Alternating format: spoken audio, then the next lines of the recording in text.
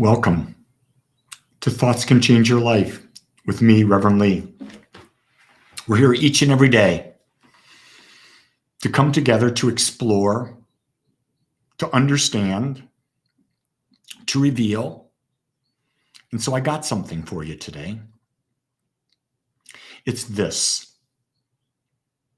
and that is that 90% of what people talk about is complaining and gossip. Do you realize that 90% about what people talk about is complaining and gossip? So you can see by my title, complaining is a prayer. That's right, it's a prayer. And what does that mean? It means that wherever you put your attention, you attract more of in your life. So if you're one of these individuals that sees the glass half empty, your life's going to turn up empty. The situations that come at you, you're not going to be able to see the good in them. You're not going to be able to see the positive side. You're not going to be able to see the opportunity that's available to you in every situation to expand, to grow, to have a greater and greater experience of life. And you realize that's all we're here for? That's right. That's all we're here for, is to have a greater experience of life. And as we have a greater experience of life, we become more aware. The more aware we become, the more we can expand our experience of life, because it's our level of awareness that gives us a broader, a more expansive experience of this thing that we call life here on planet Earth. And so I really just got to say, stop complaining. I can't tell you how many people talk to me and everything they want to say is complaining, and I stop them and they get really PO'd at me. They get PO'd at me. Can you even imagine? Yes, I can. Because I'm pretty direct as you can possibly get. And so I give people a little time to say what's going on. But if I feel it's going on a little too long and as soon as it starts to repeat, I'm going to stop it. I'm going to stop it by asking a question. That's one of the best things that I've learned, how to be in a conversation and control the conversation. Ask questions that take the conversation where you want to go. Do you see how simple that is? If you ask the right question, you get the conversation going where you want. If you don't ask the right question, you're out of control. And I'm not meaning that you control the conversation, but you control where it's going. Open-ended questions. It's like when someone says, this is what's going on with me. And my God, what if I had done this? What if I had done that? And I talked about this the other day. Instead, ask them, well, what can you do now? Based on everything that's happened in your life, what can you do now? That's a really empowering question when you think about it. Anita likes to say it's a pointed question. Yeah, it points the direction. I get that. It points the direction. Yeah, you can only point the direction, Lori, and then you got to let it go. And you got to realize just because you point the direction doesn't mean the other person in the conversation is going to see it the same way. And that's okay. I want you to know that's okay, because guess what? They're not ever going to see it the same way because they're different. They're unique. This is something that we have not really grasped, is that each and every one of us is a unique expression of life. And we're not meant to do things the same way. We can honor each other. We can respect each other. We can be kind to each other.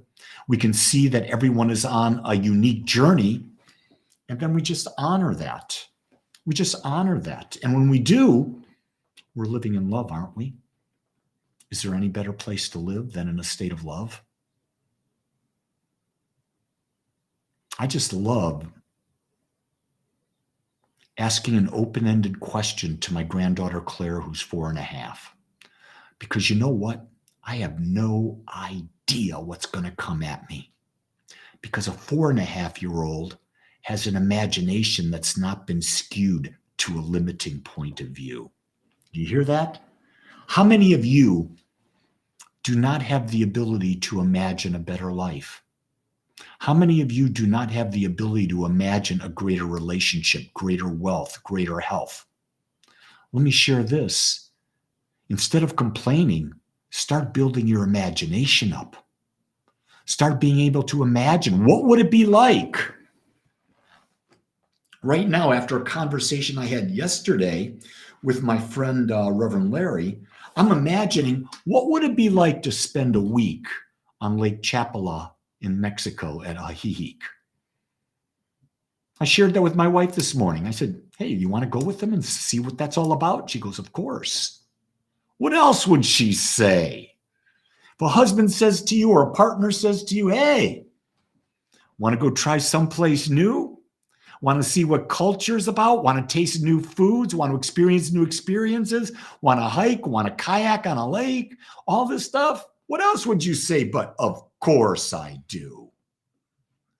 One of the things my wife is really good about, because she's been with me a long time, is that she knows I'm going to start up adventure. I'm looking for adventure. I'm looking for new experiences. And what she loves is the fact that she gets to go along on the journey. Now, not all the time. There's some adventures I do that she doesn't want to go on. Key thing to our relationship is she lets me go. And I gladly let her stay. And when she wants to go, I gladly let her go. And I'm glad she didn't stay. Do you see how that works? So, Anita, you're in Egypt. I'm assuming if you're in Egypt, you've been to the pyramids. Have you found it mystical? Have you found it sacred? Have you found that there's a special type of energy there? Or is it just a tourist trap? I don't know. I've heard both ways. So I think, well, Anita's in Egypt. Pyramids are in Egypt. Maybe she knows. So I just put that out there, and I know she'll get back to me at some point. See, I love this because I get to have a conversation with you. If you're on the side and you're asking me questions, you're doing things, we will have a conversation. And I love to have conversations with you. Hey, Nachama, I haven't seen you in a while. Good to have you back. Anita says, yes, she's been to the pyramids twice. And she did find it mystical. Did you meditate? When you were at the pyramids, did you meditate? Did you really build up your Kundalini energy through meditation and breathing and get to experience it at a deeper and deeper level? I don't know. Maybe you did. I'm loving that life has so much to offer, so much to explore, and it'll give us whatever we can imagine. Nachama says, I'm in Israel and I've found that the energy at the Dead Sea is super calm and mystical. Every time I go, my life changes, no lie. Nachama, I met a woman who went there and covered herself in mud. I guess that's a tradition there, where they cover themselves with the mud of the Dead Sea, and it's supposed to have some healing properties about that. I don't know if that's true. I'm just telling you this.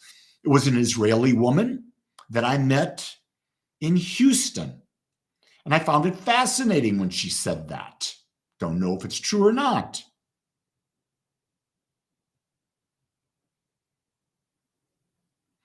Yeah, that's a good point about nighttime.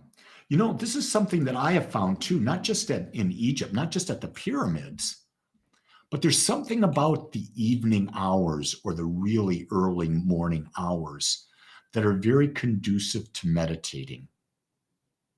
It's a very special time of day because there's not the busyness. I find that it's easier to slow down. So, you know, as I talk, I'm just talking with you and we're getting ideas together. You know, if we can get new ideas together and we share them, we improve each other's journey.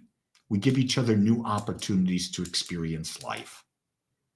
So my message today is, instead of complaining about life, imagine what your life could be in relationship, with respect to money, with respect to career, with respect to health, with respect to connection with the divine within you. Use your imagination today, no matter how young you are, no matter how old you are. Use your imagination today.